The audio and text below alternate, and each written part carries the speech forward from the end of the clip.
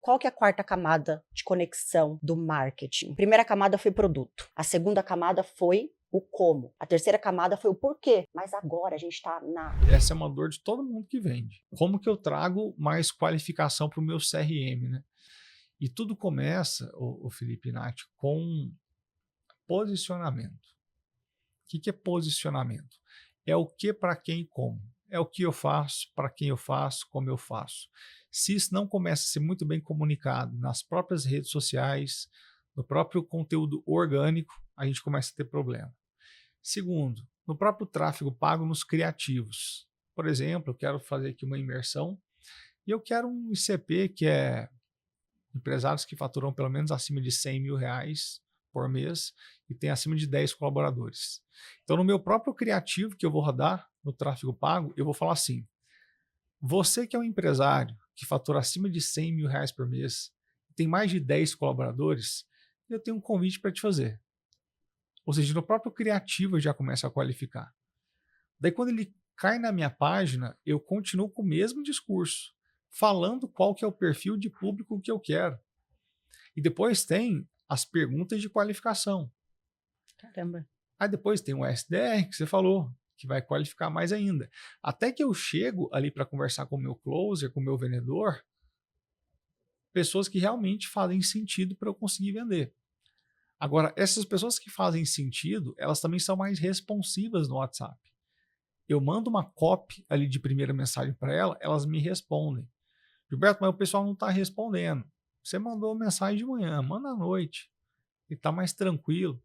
Ah, mas ele não respondeu também. Manda no outro dia. Tem que ter 5 tentativas de contato, pelo menos. Porque ele não está te respondendo agora porque ele está com outras prioridades.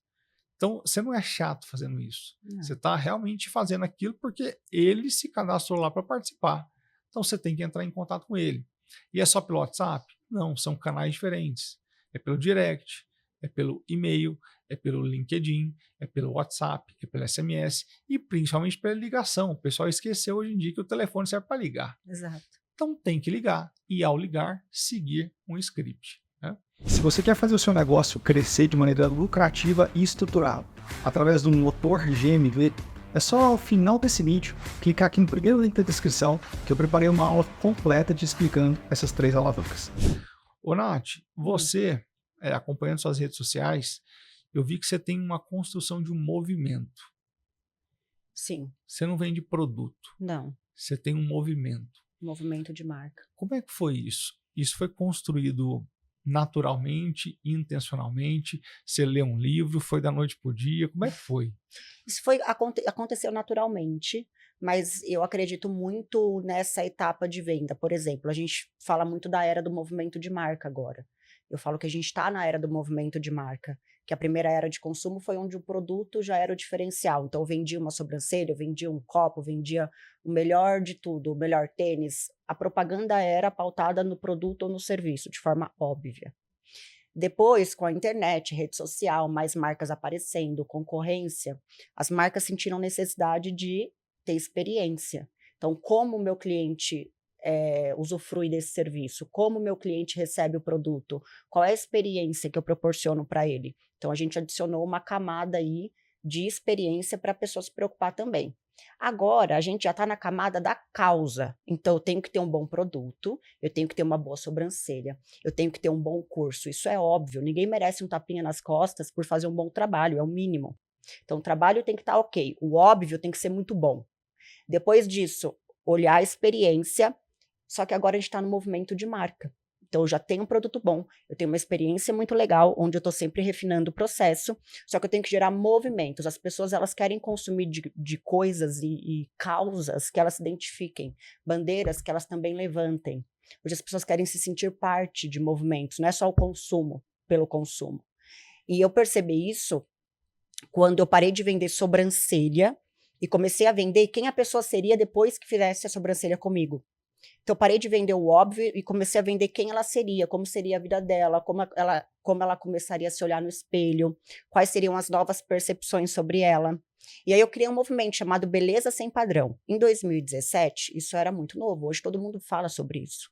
Mas eu trouxe Beleza Sem Padrão, criei um movimento e trouxe esse movimento para a rede social muito forte, falava dele todo dia. Porque as pessoas negligenciam muito o poder da repetição no marketing. Eu acredito muito nisso. Então as pessoas falam, eu já contei minha história semana passada, conta de novo, de outra forma. A gente cansa da nossa história, a gente cansa do nosso produto, as pessoas não. A gente tem que ficar encontrando formas diferentes de contar a nossa história, de falar do nosso produto, de falar do nosso movimento. E aí eu comecei a usar bastante prova social para falar do movimento. Eu falei, gente, tá vendo? Não é a sobrancelha. Foi como ela se sentiu vindo na clínica. Que eu comecei a receber depoimento assim. E aí você instiga as pessoas a já virem consumir o teu produto com aquela ideia. Então, as pessoas que já vinham fazer a sobrancelha porque viram que eu falei da experiência, depois me mandavam mensagem, nossa, a experiência realmente é incrível, me senti, parecia que eu estava em outro mundo, tal. Então, eu comecei a usar isso muito forte, comecei a vender muito mais. E aí também percebi isso muito forte em curso.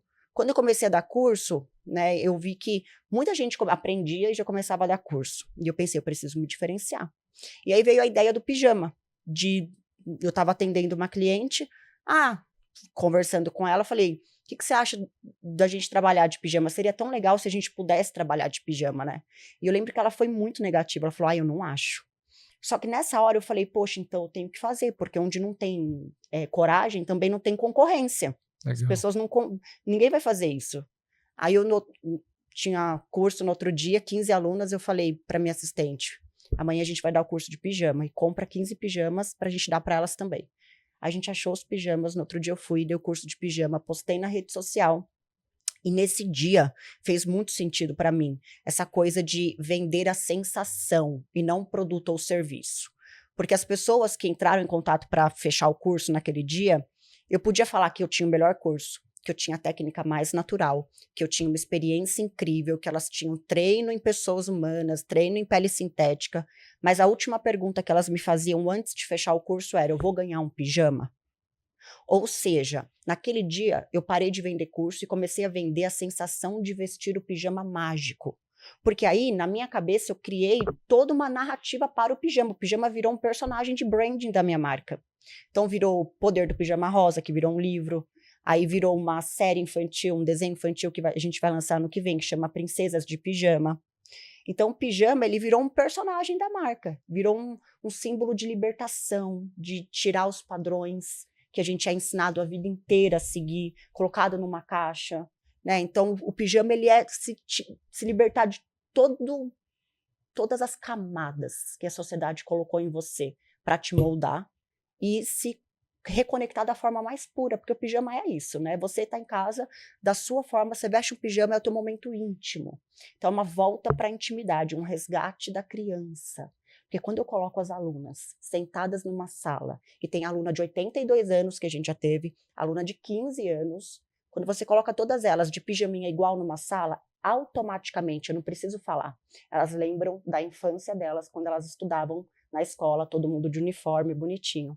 Então eu resgato várias sensações ali das pessoas, elas dançam Xuxa, elas escrevem cartinha para os sonhos, elas plantam medo, que eu dou um papel semente para elas, escrevem medo, escrevem sonhos, rasga o medo e planta, dou um vasinho com terra, aí cresce a florzinha depois de um tempo. E elas têm que regar, claro, eu falo, todo sonho você planta, mas o que tem que fazer com ele? Regar, senão não cresce. Então eu trouxe uma coisa muito lúdica para minha experiência. E isso faz as pessoas quererem estar lá. Isso criou, eu falo da 4ª camada do marketing hoje, que a gente está entrando na economia da aura. Você já ouviu falar? Peraí. Isso aqui é muito bom. A gente está entrando na economia da... Qual que é a 4ª camada de conexão do marketing? Primeira camada foi produto. O quê?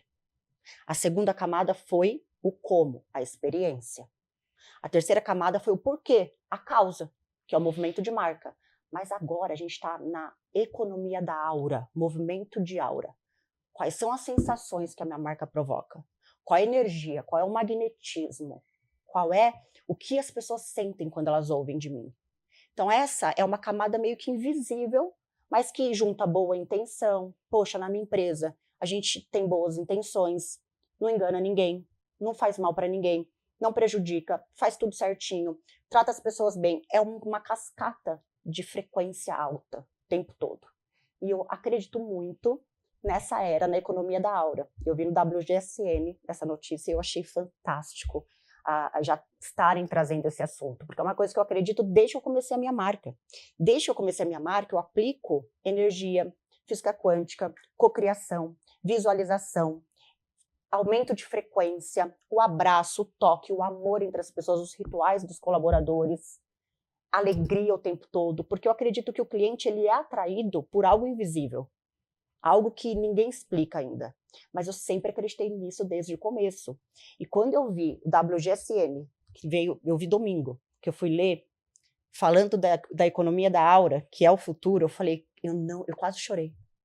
Falei, finalmente, chegou, vencemos. Eu falei, olha só, as pessoas estão entendendo que não adianta ela ter um ótimo discurso, que é a comunicação verbal, que não adianta ela ter uma ótima comunicação não verbal, que é gesticular, olhar, falar, feição, mas é a comunicação vibracional, que ninguém olha, ninguém fala e ninguém cuida.